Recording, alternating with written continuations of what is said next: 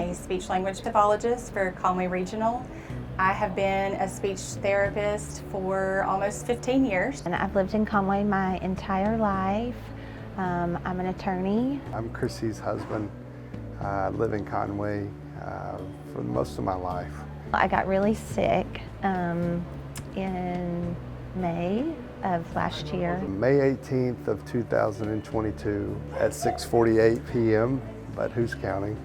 That's when we first took her in. Dr. Kendrick was one of the first providers that was able to assist her in beginning to problem solve to lead to her encephalitis diagnosis. It's a brain infection.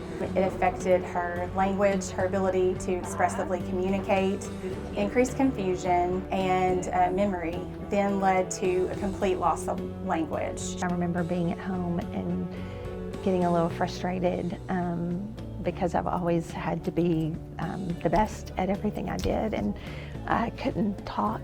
I couldn't name my own children. So a little bit of that was frustrating. And they had told me that I wouldn't go back to work, which was not okay.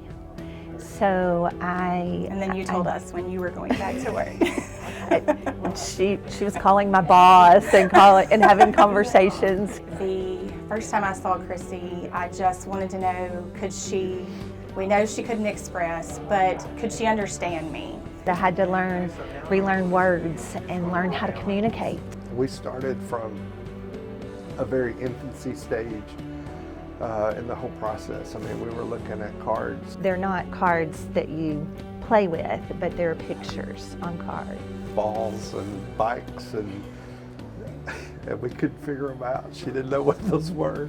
I could look at it, and it was like in my body, I knew what it was, but I could not communicate that at all. We started trying to name loved ones, her husband, her children, her own name.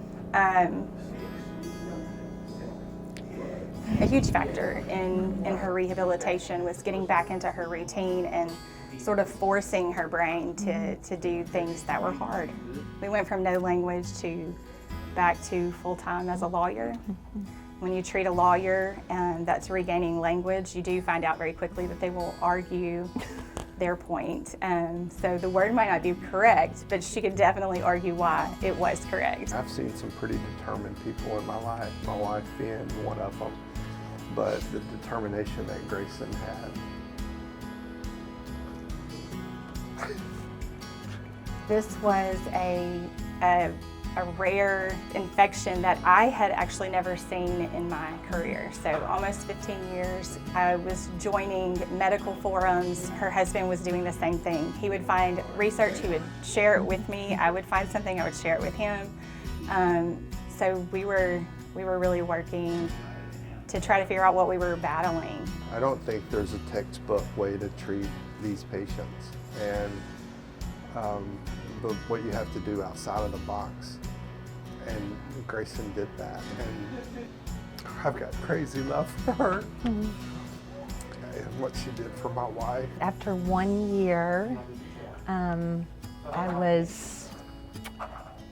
was rewarded by supposedly not having any more meetings. Grayson came to me a couple of weeks before and said, hey, we have this tradition that a patient gets to ring the bell, and at the end of their therapy. And I said, that's amazing. I said, can I invite a few people? We came out to ring the bell because that's something you do when you're finished. And when I came out to ring that bell, this place was full of people, and signs and flowers and t-shirts. Craig had on a t-shirt. I can't remember what it said. Chrissy's a big deal. Chrissy's a big deal. If you didn't know it.